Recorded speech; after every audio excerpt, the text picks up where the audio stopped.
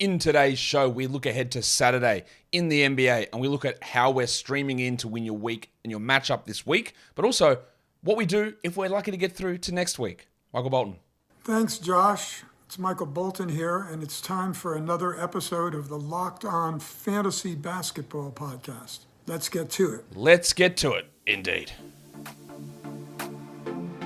You are Locked On Fantasy Basketball, your daily fantasy basketball podcast, part of the Locked On Podcast Network.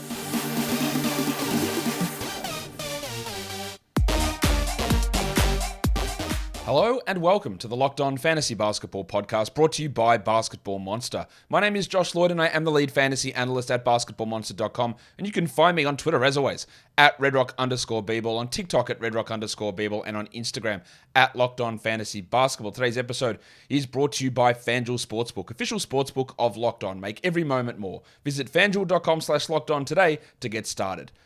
Thank you for making Locked On Fantasy Basketball your first listen every day. We are free and available available on all platforms.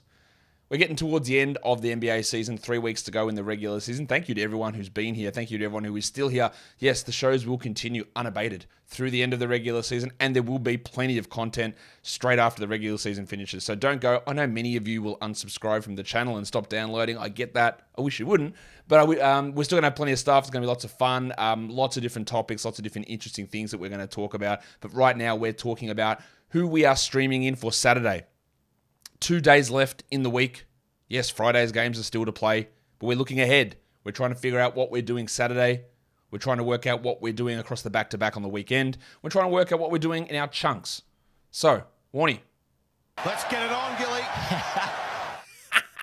All right, so the way we're going to do it the rest of season is for Saturdays and Sundays games, we're going to look at individual streaming categories. So we start off by looking at Yahoo Points Leagues. Who are we streaming in for Saturday for Yahoo Points Leagues? And the top of this list, the man is on the thumbnail. He's going to be mentioned a lot today, and it is Cole Anthony. Why is he mentioned a lot? Well, Jalen Suggs has been diagnosed with a concussion. Cole Anthony played well last game, and we all have to be aware, we know that if he played well last game, he's probably going to have 4 points on 10 shots. That's probably going to happen. We understand that. But as I said, the value is in the volume. He plays the Saturday-Sunday back-to-back. He's probably playing both of those games without Jalen Suggs. He might play one of those games without Gary Harris, and the Magic have 3 games in 4 nights coming up. So not only does he give you the benefit of injured players, Jalen Suggs, maybe injured players, Gary Harris, weekend back-to-back, yes, and a nice kickstart to next week as well. So that's why Cole Anthony is the top of this list for Yahoo Points Leagues. There is going to be bust potential here. Absolutely. We know what he's like. But this is the time. I probably could have had TJ McConnell as one of the top ads because he is. Because Tyrese Halliburton is out at least 2 more games. I would guess it's the rest of the week. It's my estimation, but I don't know. So McConnell is right up there. He would be added in every single situation. To me, he should have been added yesterday. Yes, we play this schedule a lot, but not when a bloke like McConnell can be a top 50 guy on a per-game basis. The schedule doesn't matter that much, so we add him. Xavier T. Illman. It's been frustrating. There's no doubt about that with the low minutes in the last 4 games, under 30 minutes. But they still don't have any other centers. And now they're going with Roddy at times and Aldama and Jaren Jackson at center. But Tillman is available in over 50% of leagues, and that makes him someone that's there, and you're not going to find too many better options on the wire. Utah has been a wasteland all season. We know that all season, all week, they haven't played. This is their first game, but we're back. Utah is back. So we've got Talen Horton-Tucker, who's been dropped, rightfully so. Go re-add him. Kelly Olynyk, who was dropped, rightfully so. Go re-add him. Chris Dunn, who was dropped, rightfully so. Go re-add him. Because Colin Sexton's out at least another week, and I reckon we might be done with Sexo. To be honest, that would mean there'd be 2 weeks left in the regular season. I don't think we see him. So Horton-Tucker, Olynyk, and Dunn all dropped. Now's the time to add. They play on Saturday. Dante DiVincenzo. There is some doubt about Steph Curry. Not really. Steve Kerr seems to think he will play on Friday with a thumb issue, but Wiggins won't. Draymond is suspended Friday, but he'll be back on Saturday. But DiVincenzo's going to start. He's going to play 30 plus, and there's just value in having him. And the last guy on this list is one that I'm probably least certain about, and that's Dan Gafford, former Bulls legend. They will start him. I don't have any lack of confidence in that. I know that's going to happen. But what they do with his minutes is the confusing part. At the moment, he's probably preferred over like a Delon Wright, given his minutes uncertainty, but there is still uncertainty with Dan Gafford. So there are 8 names that are really strong streams for Saturday for Yahoo Points leagues. Now, you'll notice one of those guys has got an asterisk next to their name, and that's Cole Anthony. I'm going to put that asterisk through a lot of stuff on today's show, and what that means is they play Saturday, Sunday. So not only do you get the boost of adding them for Saturday, but you get the Sunday as well. And that's why Cole jumps to the top of this list. For ESPN Points leagues, Cole Anthony didn't actually make the cutoff in terms of the roster percentage that I use on ESPN, which is 30%. He's at 41. But if he is available, go and add him. A lot of the same names here: McConnell, Tillman, Olynyk, Horton-Tucker, DiVincenzo, Gafford. All of those guys, same 6 names, they were on the Yahoo list. 2 other names crop up here because they are just under-rostered on ESPN. One of them is Pat Beverley. Now, Beverley's value will rise if Alex Caruso happens to be out. At this stage, I don't know that. Caruso is questionable. But if he is out, then Beverley is going to really boost up. I like him even if Caruso plays, though. And the other one, who is unbelievably lowly rostered, is Jaden McDaniels. Not the Philadelphia one, the Minnesota one. He's under 30% rostered on ESPN. And I know that I have said lots of times that Jaden McDaniels is not a must-roster points league player. He's not, because he just sort of hovers around that 140, 150 range. But under 30% is not a number I was expecting. So he's there. And a great stream on an 8-game Saturday coming up.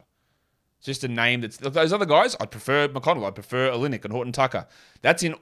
Those names are in order of how I've projected their points. Beverley's will jump higher if Caruso is out. But there's still... the fact that McDaniels is there, that gives you a lot of interesting streaming options through for Saturday in an ESPN Points League. Today's episode is brought to you by the all-new, all-electric 2023 Nissan Ariya. Not only is this episode brought to you by that, but the most electric player of the week is also brought to you by that exact same automobile. The player of the week? I'm going to give it to Domantas Sabonis. He has scored the second most fantasy points over the last week, totaling almost 218 fantasy points. He's powerful. You can't stay in front of him. Once he's driving, charging to the rim, he's powerful. But there's elegance to it as well. It's the passing, it's the feeding, it's the really running this whole offense. The duality, the crossover power of Domantas Sabonis is very similar to the 2023 all-new, all-electric Nissan Ariya, which packs pin-to-your-seat power and premium intelligence all in one EV. The all-new, all-electric 2023 Nissan Ariya, the EV for people who love to drive. Shop now at nissanusa.com. Sabonis is your most electric player of the week. That will take us through to category leagues. Yes, it will. Let's stream in the points category for Saturday's action. And I am putting this guy on the list because he can score points. Yeah. Dylan Brooks. There's no Ja Morant still. We know that. It won't be till next week. So Brooks is going to score maybe. Like last game, he only scored 7 points and he was really, really low in usage. But can Dylan Brooks contain himself that much? I don't know. But he is really a strong option here. Taylor Horton-Tucker, we've discussed already. There's no Colin Sexton. He will start. He could score 20. He could score 11 on 11 shots. He could score 20 on 7 shots. We know that there is efficiency issues with him. But he's going to get lots of opportunity, and that's really what we're searching for at this point in the season. Eric Gordon is an interesting one. He has a back-to-back, so you'd expect that Kawhi sits one of them, although I'm not certain on that. I don't think Paul George is sitting. I'm not certain that Kawhi is going to sit. But Eric Gordon is playing more minutes. He's playing minutes as they're limiting guys like Westbrook at times as well. There's still no Norman Powell. Gordon's not doing much more, but 16 points? Maybe. He's a guy that is available lots of spots. And with a weekend back-to-back, when you're looking to boost your points category, and he helps in threes as well, he's there. Timothy John McConnell, easy one. I don't care that he doesn't start. He's going to play good minutes, 27 to 30 minutes, 33 minutes.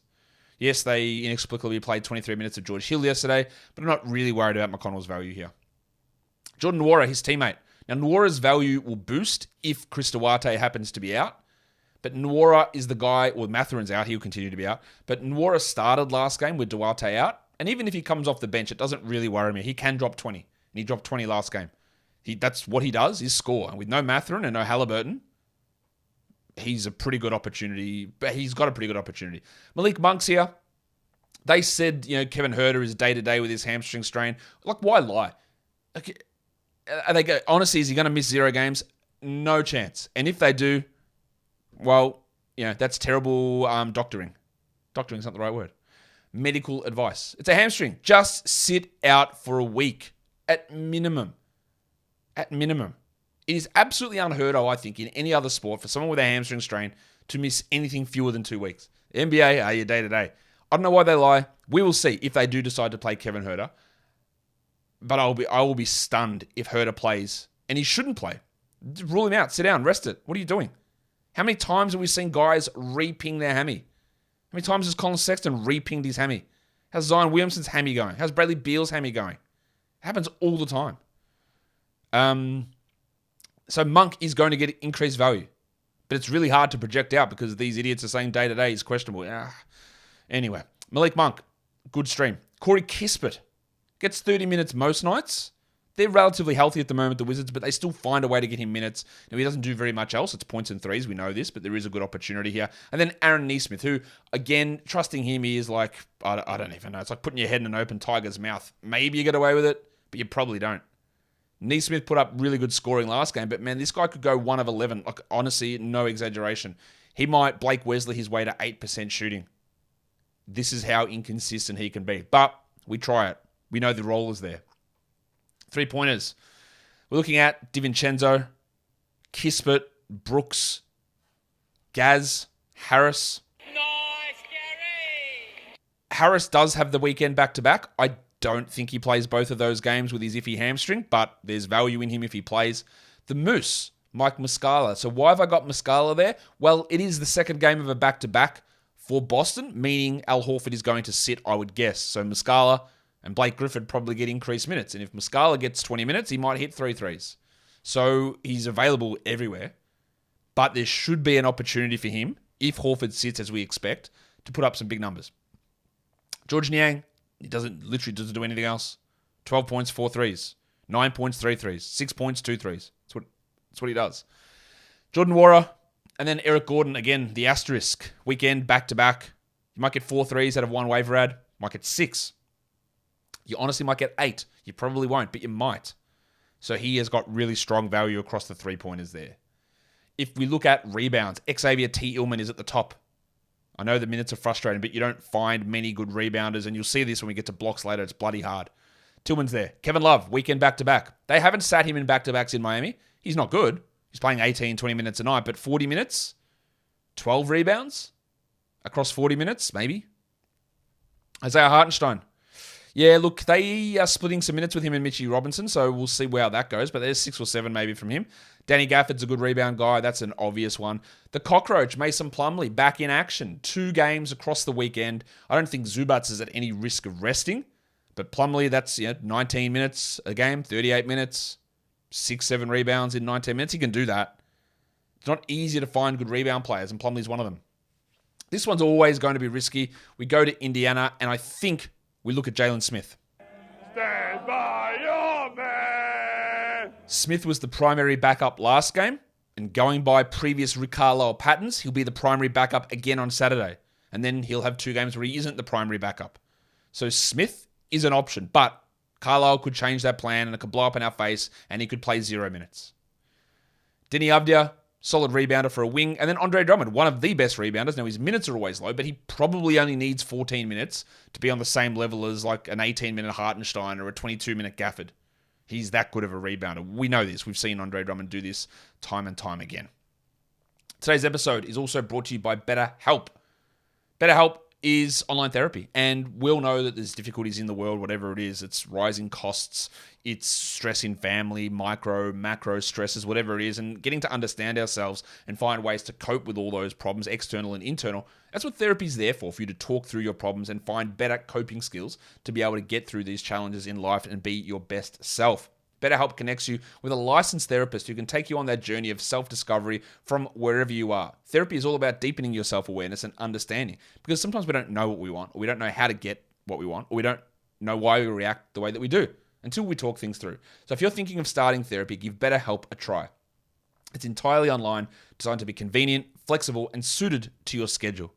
You fill out a brief questionnaire, They ask you a lot of different questions about yourself, and they try to match you with a therapist who will be best for you. But if that doesn't work, and if you don't have that connection, you can just change your therapist free of charge, because there's nothing worse than having a therapist you don't connect with. You don't get anything out of it. You got to find the right person, and BetterHelp gets you there. Discover your potential with BetterHelp.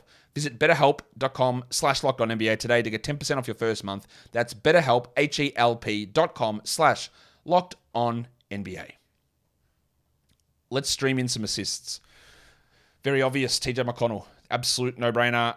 You're not going to find a better assist streamer than this. I don't really need to say anymore. You can't find a better one.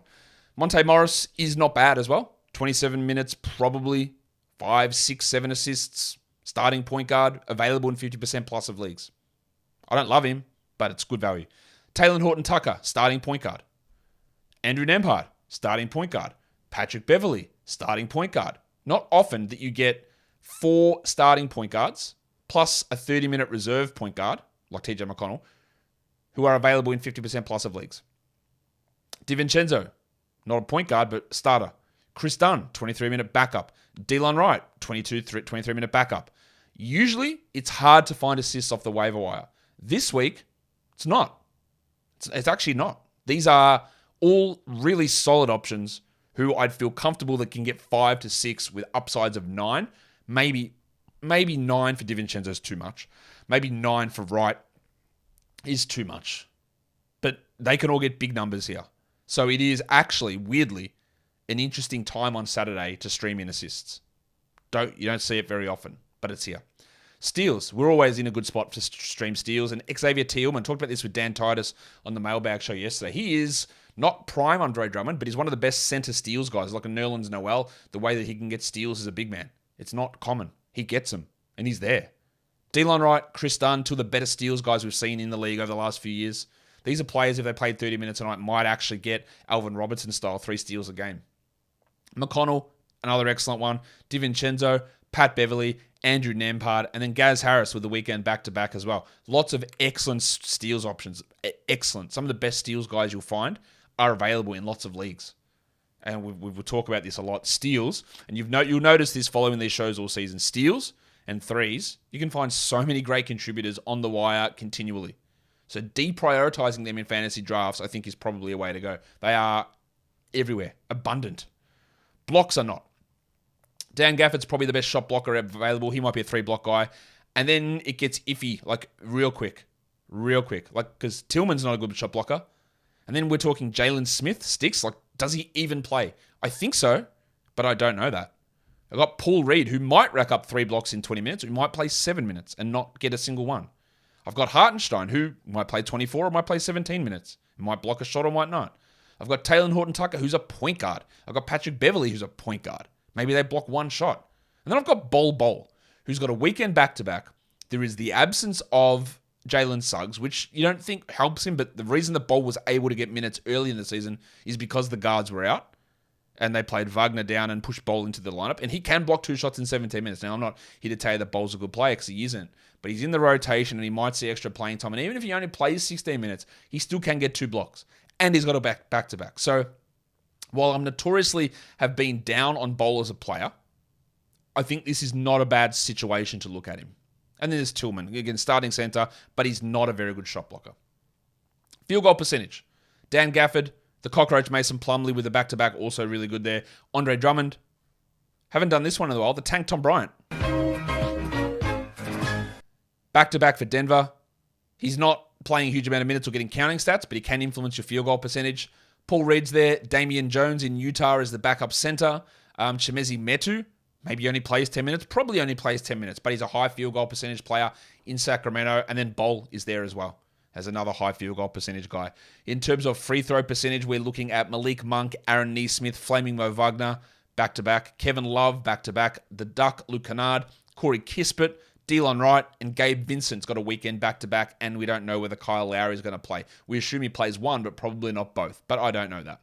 In terms of injury replacements for Saturday, the burner Jalen Brunson, I think he's going to return, but if he is out, we get quickly bumping up, and then we go probably to Grimes, and deeper leagues go to Juice McBride in that situation.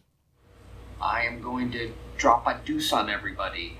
With Jalen Suggs out, it's Cole Anthony as the big beneficiary there. Then it goes to Gary Harris. Then maybe it's Kevon Harris after that. But it's Cole Anthony, the clear one there. Chris Duarte is questionable if he is out. Jordan Nwora. And then Aaron Neesmith is the order I'd be looking at those guys. We know that Mathurin and Halliburton are out. If Rudy Gobert is out, who is questionable, then we go to Naz Reid, the Wizard of Noz. But Reid is also questionable. So if Reid is out, we go to Luka Garza. And then Nathan Knight as well. If Kevin Huerter is out, which I expect he is, Malik Monk and then Terrence Davis. If Steph Curry is out, I don't think he will be, but DiVincenzo gets the boost. And then Anthony Lamb got converted from a two-way onto a full-time contract, so he is now available to play. Ty Jerome cannot. That's not true. Ty Jerome can play a couple of games. So Jerome would be in that mix as well because he wasn't at his 50. I think he's got 2 games left. So he's there. If Alex Caruso is out, we go to Beverly, Pat Williams, and Kobe White in that order. If Kyle Lowry is out, I go to Gabe Vincent and then Victor Oladipo, who was a DNP last game. They're my injury replacements. We're streaming the weekend back-to-back, Saturday, Sunday. Cole Anthony, Kentavious Caldwell-Pope, Terrence Mann, Eric Gordon. Again, that's under the assumption Kawhi sits, but I don't know. Bruce Brown, Caleb Martin, the Cockroach Mason Plumlee, and Gabe Vincent all have some value. Top 8 guys, I think, to stream with a back-to-back in mind. If we want to look at the next 4 days, Saturday, Sunday, Monday, Tuesday, all of those 4 days are streamable. They're all low-volume days. We can stream in all of those days. So we're looking at Cole Anthony. Again, really talking him up at the moment. 3 games in 4 nights. TJ McConnell, love him as an ad. They are the 2 priorities, I think, across everything. Malik Monk, pretty strong ad as well. 3 games in 4 nights. Trey Lyles, 3 games in 4 nights. Eric Gordon, 3 games in 4 nights.